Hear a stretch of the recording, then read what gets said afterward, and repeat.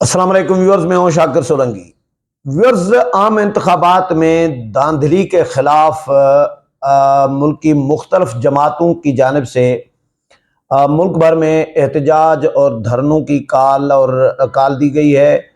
कुछ जमातों की जानिब से तो एहतजाज का ऐलान किया गया है, लेकिन कुछ जमातों की जानिब से कल, परसों और आने वाले दिनों में हिकमत अमली सामने आएगी। कल मौलाना फजल रहमान ने भी अपनी पार्टी की मरकजी मजलिस आमला और सूबाई सेक्रेटरी जनरल्स और सदूर को बुलाया है। आज सीईसी का इजलास इस वक्त जारी है पीपल्स पार्टी का। तो पीपल्स पार्टी ने तो अच्छी खासी नशस्तें ली हैं, नून लीग ने भी अच्छी खासी नशस्तें ली हैं। अभी हुकूमत कौन बनाएगा इसका भी कन्फ्यूजन बरकरार है। हुकूमती हलकों में बड़ी खौफनाक कहानियां सामने आ रही हैं। यह भी आ रहा है कि इलेक्शन कलअदम हो सकता है, यानी ये दोबारा इलेक्शन हो सकते हैं, क्योंकि इंतखाबात हुए ही ऐसे हैं कि कोई भी इन इंतखाबात को तस्लीम करने के लिए तैयार नहीं है। और जिन पार्टियों का जितना हक बनता था उनको उतना हक भी नहीं दिया गया। कुछ पार्टियों को उनके हक से बहुत ज़्यादा दिया गया है और कुछ पार्टियों से हक छीना गया है। ये इसमें किसी को कोई शुबा नहीं है। इलेक्शन कमीशन ऑफ पाकिस्तान ने अभी थोड़ी देर पहले एक बड़ा तफसीली तवील एक वजाहत जारी की है और उसमें कहा है कि जी, एक तो मुस्तरद किया है धांधली के इल्जामात को, और इलेक्शन कमीशन ने चैलेंजेस गिनवाए हैं कि ये चैलेंजेस सामने थे। लोग सवालात उठा रहे थे कि जी इंतखाबात होंगे भी या नहीं होंगे, ये इलेक्शन कमीशन ने वजाहत में कहा है। तो हमने, क्योंकि हालात इस वक्त ऐसे थे, सिक्योरिटी के हालात ऐसे थे, दहशतगर्दी चल रही थी, खुदकुश हमले हो रहे थे, तो हमने इस सिक्योरिटी इदारों के साथ मिलकर इस बात को यकीनी बनाया कि इंतखाबात वक्त पर हो और पुरअमन हो। और हमने इंतखाबात पुरअमन करवाए, वक्त पर करवाए। ये क्रेडिट इलेक्शन कमीशन ले रहा है, लेकिन शफाफ करवाए या नहीं, इसका इलेक्शन कमीशन क्रेडिट नहीं ले सकता। इलेक्शन कमीशन मुस्तरद तो कर रहा है इल्जामात को, लेकिन क्या इलेक्शन कमीशन ऑफ पाकिस्तान ये कह सकता है कि 100% इंतखाबात शफाफ हुए हैं, या तारीख में ऐसे इंतखाबात शफाफ नहीं हुए, या धांधली नहीं हुई? मुस्तरद कर रहा है, ये कह रहा है धांधली नहीं हुई। तो क्या इलेक्शन कमीशन ये कह सकता है कि जो नताइज थे वो वक्त पर आए?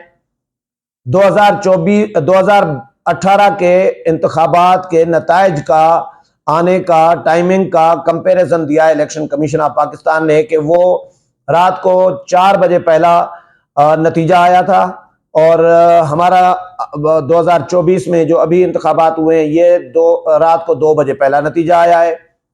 और इलेक्शन कमीशन कहता है कि क्योंकि एक तो दहशतगर्दी के हवा चली हुई थी, दूसरा दूर दराज एरियाज थे, रात का टाइम हो गया था, कुछ इलाकों में सर्दी थी, कुछ इलाकों में बर्फबारी हो रही थी, कुछ इलाकों में रास्ते बंद थे, कुछ इलाकों में धरने दिए हुए थे लोगों ने, जिसकी वजह से ये डिले हुआ है कुछ हलके जो थे।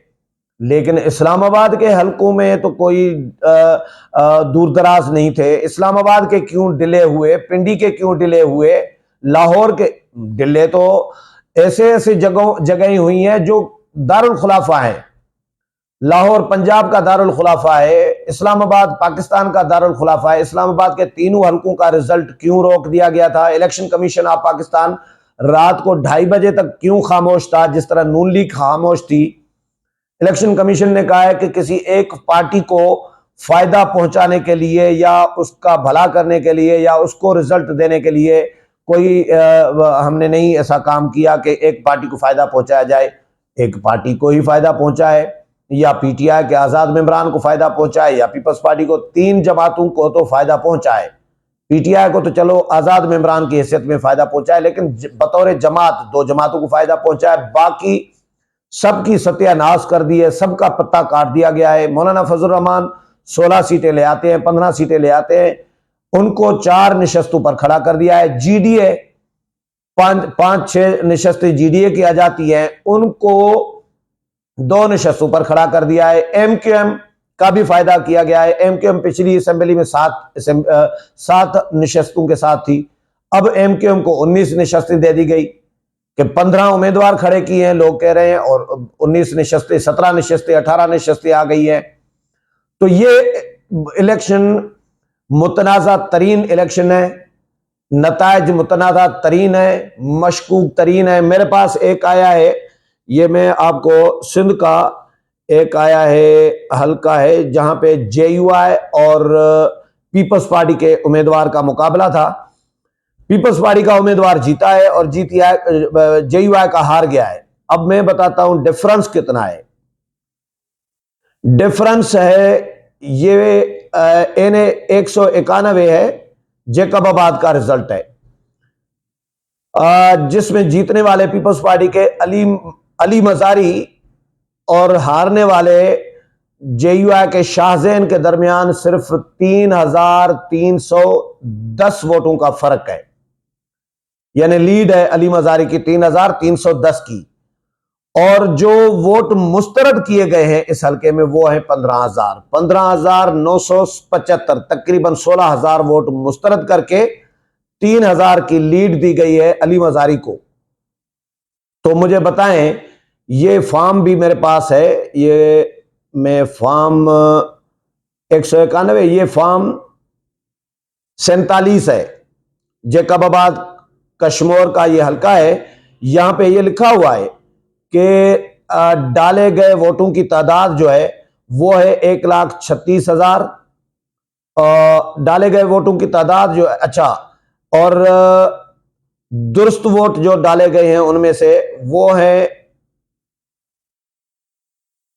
अच्छा, वो है 2,14,547। अच्छा, ये जो 1,36,000 है वो मर्दों के हैं, सिर्फ खवातीन के 94,000 अलग है। टोटल है 2,30,000 वोट कुल जो कास्ट हुए हैं, और जो दुरुस्त उनमें से निकले हैं वो हैं 2,14,000, और गिनती से खारिज वोटों की तादाद जो है वो 15,975 है। ये फॉर्म 47 में ये दिया गया है। तो मुझे बताएं कि, अच्छा, ये जो उम्मीदवारों का डिफरेंस भी बता देता हूं।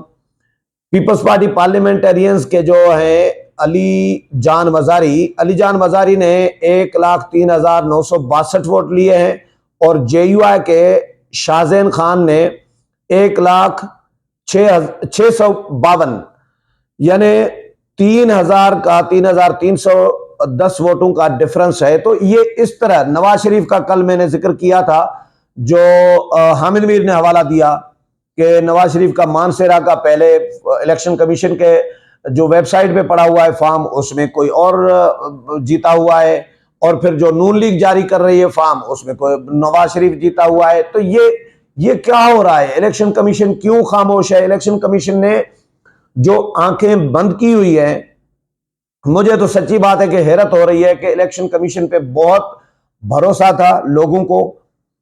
इलेक्शन कमीशन ने अपनी क्रेडिबिलिटी बनाई थी, सिकंदर सुल्तान राजा साहब ने, चीफ इलेक्शन कमिश्नर ने, लेकिन इस इलेक्शन ने इलेक्शन कमीशन की जो क्रेडिबिलिटी थी उसको जमीन बोस कर दिया है, तबाह कर दिया है। अब इलेक्शन ये सुप्रीम कोर्ट में चैलेंज हो गए, तो फिर क्या होगा? और सुना है कोई हो गए हैं, दरखास्त चली गई है सुप्रीम कोर्ट में कि इन इंतखाबात को कलअदम करार दिया जाए। कलअदम करार दिए जाते हैं तो दोबारा इंतखाबात होंगे, नहीं तो ये सियासी जमातें जाहिर है अवाम का कैसे हक छीन सकती हैं। अवाम सबसे ज्यादा ताकतवर होती है किसी भी मुल्क की, किसी भी रियासत की। अवाम को आप इस तरह दीवार के साथ नहीं लगा सकते। कोई भी इदारा हो या इदारे हो, रियासत हो, रियासत अवाम के साथ होती है ना, रियासत होती ही अवाम के साथ है। अगर अवाम रियासत के साथ नहीं है तो वो रियासत कैसे चल सकती है?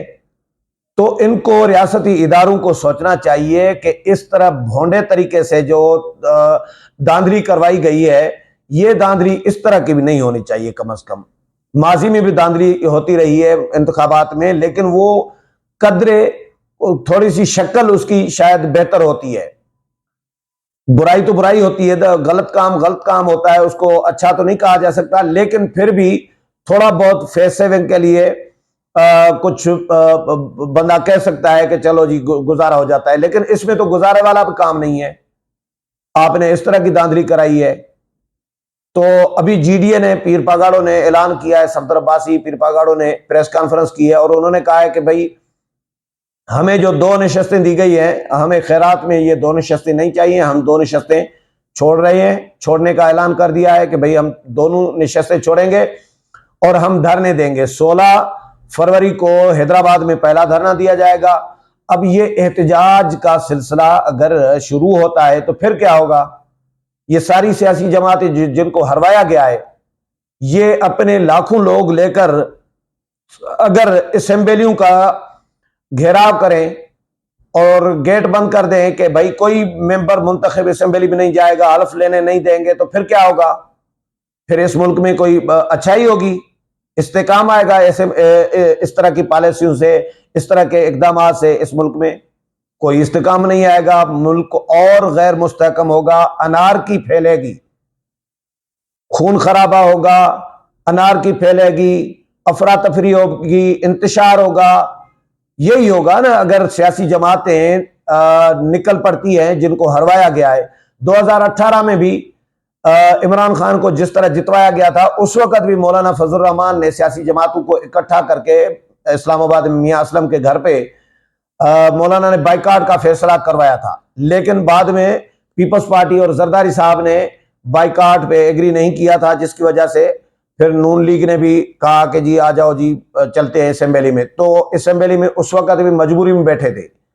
तो अब इस मर्तबा मुझे ऐसा लग रहा है कि शायद मौलाना फजल रहमान असेंबली का बाइकाट करें, शायद ये मुझे ऐसा लग रहा है, शायद मौलाना फजल रहमान, कल आमला का इजलास है, कल वो फैसला करें कि भाई हम असेंबली में नहीं जाएंगे, हम सड़कों पर निकलेंगे।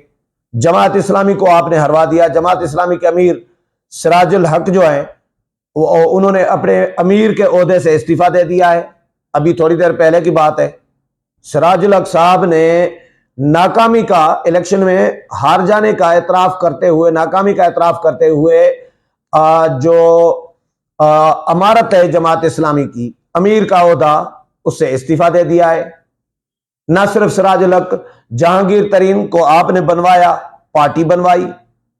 जहांगीर तरीन को आपने जिस बुरे तरीके से उनको और उनकी जमात को हरवाया, तो जहांगीर तरीन भी रिजाइन कर गए। उन्होंने ट्वीट किया है कि भाई मैं पार्टी के चेयरमैनशिप के ओहदे से, इस्तेकाम पाकिस्तान पार्टी के चेयरमैनशिप के ओहदे से इस्तीफा दे रहा हूं और मैं सियासत से ला ताल्लुकी और अलहदगी अख्तियार करने का ऐलान कर रहा हूं। यह सिराजुल हक ने ट्वीट किया है। उधर परवेज खट्टक, उनको आपने हरवा दिया, तो परवेज खट्टक भी नाकामी का एतराफ कर रहा है कि भाई हम हार गए हैं, लेकिन उन्होंने अभी पार्टी नहीं छोड़ी। तो ये अगर इस तरह सियासी जमातों को दीवार से लगाया जाएगा तो इस तरह मुल्क मुस्तहकम नहीं होता, मुल्क गैर मुस्तहकम होता है, मुल्क टूट जाते हैं, रियासतें तितर बितर हो जाती हैं। आपने पहले भी 71 में भी इसी तरह ही मुल्क तोड़ा, अब भी आप उसी डगर पे जा रहे हैं। तो अब इलेक्शन कमीशन ऑफ पाकिस्तान वजाहतें कर रहा है कि जी कोई धांधली नहीं हुई, लेकिन धांधली हुई है, सब जानते हैं धांधली हुई है, सामने है यार, सबके टीवी स्क्रीनें गवाह हैं, आरओज गुम थे, पूरी कौम गवाह है, सिर्फ टीवी स्क्रीन नहीं, पूरी कौम गवाह है कि इन्होंने 10 घंटे का ब्रेक लगा दिया था। इंतखाबात पहले एक ही रफ्तार में आ रहे थे, धड़ाधड़ आ रहे थे नतायज, लेकिन अचानक बंद हो गए, रफ्तार स्लो हो गई। उसी वक्त ही बिलावल भुट्टो जरदारी ने ट्वीट किया था, लोगों ने चीखना शुरू कर दिया कि भाई ये क्या हो रहा है। सबको पता है धांधली हुई है और बुरे तरीके से, भोंडे तरीके से धांधली कराई गई है। पीटीआई के आजाद जो मेंबरान जीत कर आए हैं, मैं तो पीटीआई के जीतने वालों की वजह से नहीं कह रहा सिर्फ कि पीटीआई वालों को भी धांधली करके भी जितवाया गया होगा यकीनी तौर पर, क्योंकि इदारों में अभी भी उंगलियां उठ रही हैं कि लोग इमरान खान के हामी, उनके हमख्याल, उनके सपोर्टर जो हैं वो मौजूद हैं और ये उंगलियां उनकी तरफ भी उठ रही हैं, इलेक्शन कमीशन की तरफ भी उठ रही हैं और इलेक्शन कमीशन बेबस बना हुआ है। अब देखते हैं सुप्रीम कोर्ट में अगर दरखास्त जाती है और सुप्रीम कोर्ट इसको कलअदम करार दे देती है तो फिर मुल्क में दोबारा इंतखाबात होंगे और दोबारा अगर इस तरह के इंतखाबात कराए तो फिर अल्लाह ही वारिस है इस मुल्क का और इस रियासत का, क्योंकि लोगों के साथ, पब्लिक के साथ, अवाम के साथ ज्यादती करना कोई भी रियासत है ये अफोर्ड नहीं कर सकती। इस वक्त हमारा मुल्क जिन मसाइल का शिकार है, जिन चैलेंजेस का हमें सामना है, इनमें तो ये मुल्क तो कम अज कम इस तरह की जो जो हरकतें हैं इनका कम अज कम मुतहम्मिल बिल्कुल भी नहीं हो सकता। उम्मीद है प्रोग्राम पसंद आया होगा। अगले प्रोग्राम में फिर मुलाकात होगी, तब तक इजाजत चाहता हूँ। अल्लाह हाफिज।